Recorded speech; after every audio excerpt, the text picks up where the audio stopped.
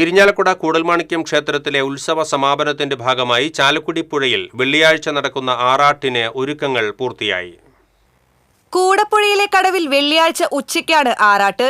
ഇരിങ്ങാലക്കുടയിൽ നിന്നും കാൽനടയായി ഗജവീരന്മാരുടെ അകമ്പടിയോടെ എത്തുന്ന ഭഗവാന്റെ തിടമ്പുമായി തന്ത്രിയും പരിവാരങ്ങളും ആറാട്ട് മുങ്ങും. കടവിൽ നടക്കുന്ന പൂജകൾക്ക് ശേഷം നൂറുകണക്കിന് ഭക്തജനങ്ങളും ആറാട്ട് മുങ്ങും.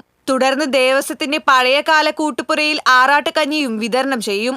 കൂടപ്പുഴ NSS കരയോഗം 10,000-ഓളം ജനങ്ങൾക്കാണ് കഞ്ഞി വിതരണം നടത്തുന്നത്. 5 കൗണ്ടറുകളിൽ കഞ്ഞി വിതരണം നടക്കും. ആറാട്ട് കഞ്ഞി വിതരണത്തിന് 10,000 പാള പ്ലേറ്റുകൾ എത്തിച്ചു.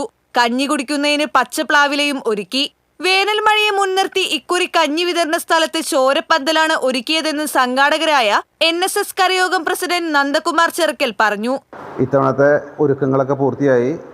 മുനിസിപ്പാലിറ്റിയുടെ കീഴിൽ നിന്നും ക്ലീനിങ്ങും ബാക്കിയുള്ള എല്ലാ കാര്യങ്ങളും വളരെ നല്ല രീതിയിൽ നടത്തിയിട്ടുണ്ട്. ഇത്തവണ പന്തലും മഴ ഉള്ളതുകൊണ്ട് ചോരാപ്പന്തലാണ് നിർമ്മിച്ചിരിക്കുന്നത്. സാധാരണഗതിയിൽ വെയിലുള്ളതുകൊണ്ട് ഷാമിയാനയാണ് കിട്ടാറ്. ഇത്തവണ അത് മാറ്റി നല്ല രീതിയിൽ ചോരാപ്പന്തലാണ് ഒരുക്കിയിരിക്കുന്നത്. സുരക്ഷയുടെ ഭാഗമായി ചാലക്കുടി ഫയർഫോഴ്സ് പ്രത്യേക സംവിധാനങ്ങളും ഏർപ്പെടുത്തി. മുതിർന്ന പൗരന്മാർക്കും ആറാട്ട് മുങ്ങി വരുന്നവർക്കുമായി പ്രത്യേക കൗണ്ടറുകൾ ഒരുക്കിയിട്ടുണ്ട്.